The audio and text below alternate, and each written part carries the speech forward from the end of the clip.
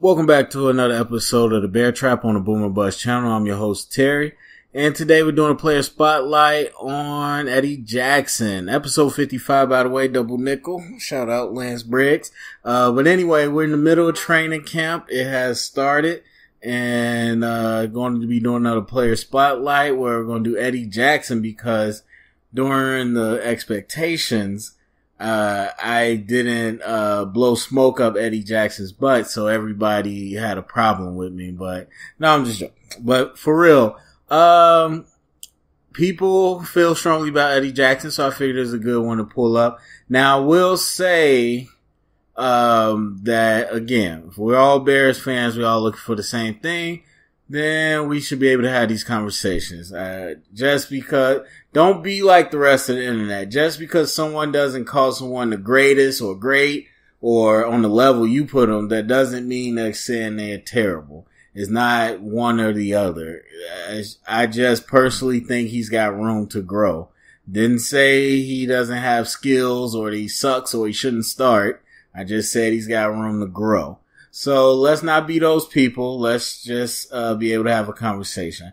And so that conversation typically for the spotlight, just talking about what they've done for us, what we expect going forward, and kind of label them as a starter, a core player, a young piece to build around, a backup, whatever, what have you. So Eddie Jackson, let's get into it. Let's knock the stats out of the way real fast. So Eddie Jackson last year started off 16 games for us, had 55 tackles solo, 73 combined.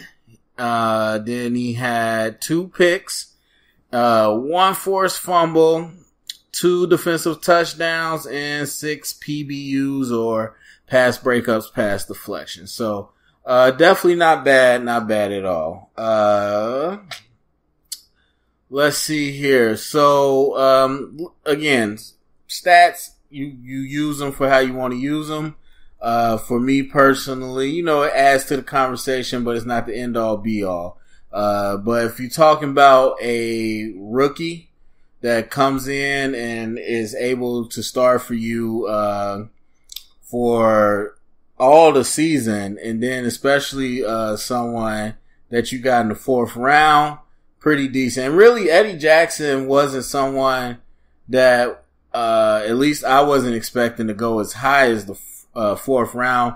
I know he was coming off the injury at Bama, and then also he was known much more of a return man and a playmaker than a all-around safety. So that was kind of the knock on him, but he had, extreme athleticism and everything. So, and I think that kind of spilled over into his rookie year. So, as I've said before, and I'll just break it down a little more, what I saw from Eddie Jackson, and again, I scout these guys. So Eddie wasn't one of my favorites coming into the draft, cause he was a lot of potential. And so where we were last year, it didn't make me feel that comfortable having him start. Even if he was outperforming the other guys, that just told me the other guys really, you let a 4th round rookie who really just wasn't, Nick Saban, everybody will tell you himself, he wasn't that defensive type player. He's just kind of more of a weapon. And those athletes they kind of put in different places. And he was a punt returner, kick returner, so he's more of a weapon. And so you having a guy come in, even though he's coached by Saban and Bama, 4th round rookie, a lot of raw talent, and to outplay them, that kind of made me a little nervous about the roster.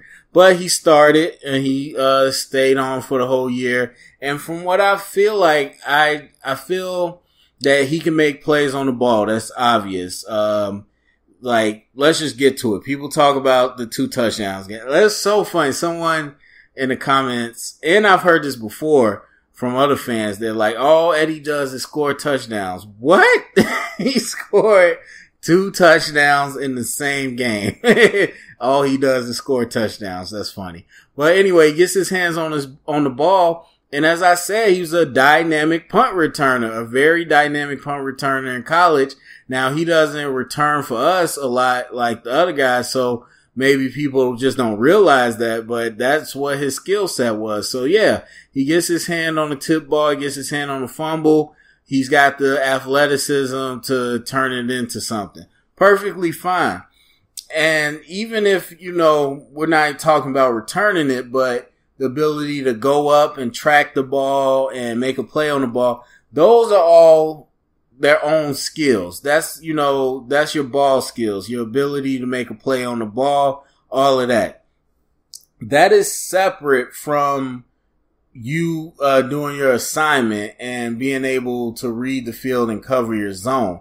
For some reason, people feel like, oh, they got stats. Obviously, they're good every down when they're not making plays. That's not true. Just because you get a couple picks or you make plays on the ball doesn't mean that you're always in the right spot. You could be lucky. Now, if you always making plays on the ball, of course, that would lead you to believe that person is putting themselves in positions to make those plays by doing their assignments and taking care of things. However, that's not always the case with everybody. And then again, as I say, it's not so much about what you do, it's how you do it. That's always the biggest thing when you're talking about next level football or next level sports, period. So yes, Eddie made some plays, but look at how it happened. So he had 2 interceptions this year. One against the Panthers, they took to the house. One against the Bengals, Andy Dalton. Both situations, they were tipped passes. And again, because I'm explaining this, that doesn't mean I'm knocking him or saying he's bad. This is just the facts. Those were tipped passes. Now, do you want your player to make a play on that ball? Of course. I'm happy he made the play. But people going crazy like he somehow forced that is ridiculous. Like, you want to capitalize on mistakes. There's a difference in capitalizing on mistakes and forcing mistakes. He didn't force any of those mistakes. He capitalized on them. They had a bad pass. It got deflected. The rest of the defense did that. And then Eddie Jackson's the one that capitalized on it.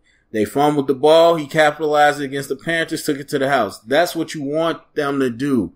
Perfectly happy with that. But don't turn that into, oh, he's some amazing player. So, yes, his ball skills, his athleticism, very good. For me, though, I just would, and it's not all him. We had a lot of miscommunications, and we've seen it over the years, less so with Urlacher, but we've seen where we just had these miscommunications from the linebackers to the secondary, whoever's making the call to adjustments, and people get the top blown off. And the only top level safeties, when even there's a miscommunication, they're able to fix things, because that's your job in the back end. If the run fits break down, you got to be the last line of defense against the run. When the pass everything breaks down, the great ones are able to cover up those mistakes. And I'm not putting those expectations on him. I'm just saying that's the level when we want to start talking about great safeties. And he's not there yet. He's still at the point where he's got to be able to cover multiple zones. And not saying that he can't, but we're talking about on a consistent basis. People always want to point at the one play or, a couple of, I'm talking about consistent when you're not making a play, when the ball's not coming your way. That's big too. That means you are occupying the space you're supposed to. You are forcing the quarterback to go away from you. That's also good. And so baiting quarterbacks and picking them off, that's next level. But you got to start with holding your own. And so that's why I just want to be able to see him to be versatile enough to get from hash to sideline, to be a good deep 2-zone player. And then also you start talking about going from the middle to sideline. Now that's elite level stuff.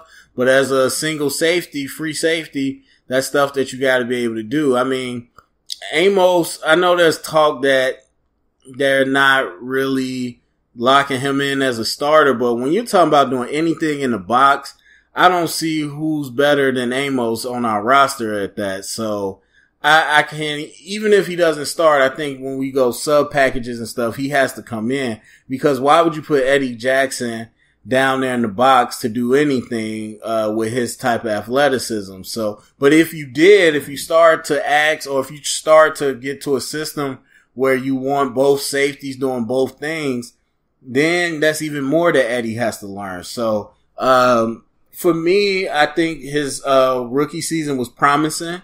It showed a lot, like I said, it showed the ability. Number one for me, like I said, going from Bama, where you weren't known as this great defender, to starting a full season for an NFL team, regardless of where they were, that's impressive enough to me to say, okay, he can process this information, he can learn, he can work hard, and Bama players are grinders. So it was good to see that.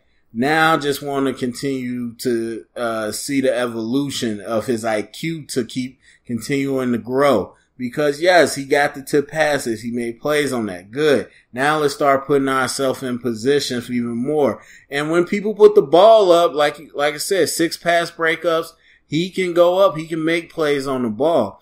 It's just getting to that next progression of covering people and covering, like locking them up and really being able to dominate your zone. So that's what I'm looking forward to, because now we're going to this year. He should definitely be a starter. And I'm looking, and it's not so much for him to increase the stats, but I am looking for him to just enable us to be a little more versatile. Because I've said before, with our bump and run corners, they lack speed. This is something that safeties are going to have to cover up for.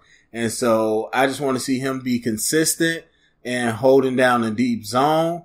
No busted coverages and things of that nature. I want to see him make those smart plays and just continue to up his IQ in that way. And then in the run thing, like, yeah, okay, you got tackles. He's a special teamer as well. Tackles don't always tell you everything. Run fit is crucial. As I said, safety is the last line of defense, but you're not just standing there, you know, as a catch net waiting. There are run fits for safeties called the alley. And so as a safety, it's one thing to be able to tackle and make that tackle in space. It's the next level to be able to run down the alley and be a run defender. Now, Eddie is a free safety. He may never be a run defender. He may never be Earl Thomas. That's fine. He may never be any of the other better run defenders. I understand that. I'm not saying he has to be all world, but you do have to at least hold your assignment down. And I've seen bad angles, and it's not just him. You talk about the top safeties in this draft class. You talk about a lot of starting safeties in the league. Bad angles. And we already know the league is not the greatest in tackling. There's a lot of I was about to say safeties, then I was going to say secondary. A lot of secondary that can't tackle.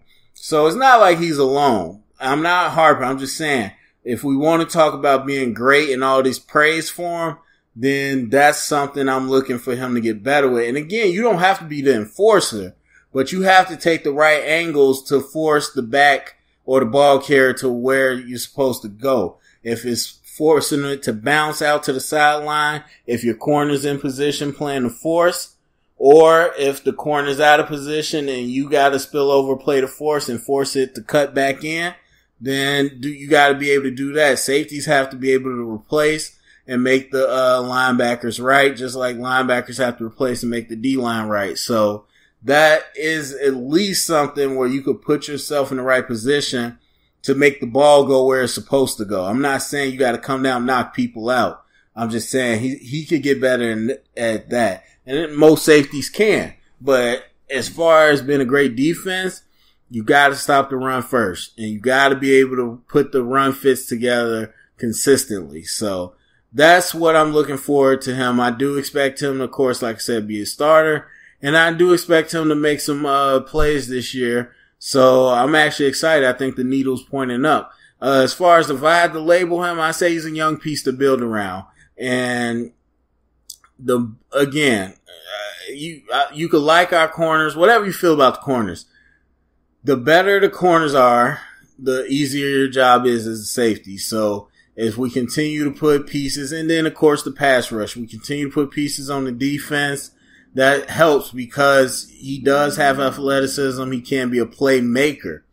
Now, whether he could force them plays himself, that's another discussion. But if you can help him get the ball, he can be a playmaker. I think he's a young piece to build around that has something to prove. And I think has taken on his role pretty well in Chicago. So anyway, that's my thoughts on Eddie Jackson. Go to the comment section. Let me know what you thought. Thumbs up, subscribe, share it around, get the convo started. And remember, stay up and bear down.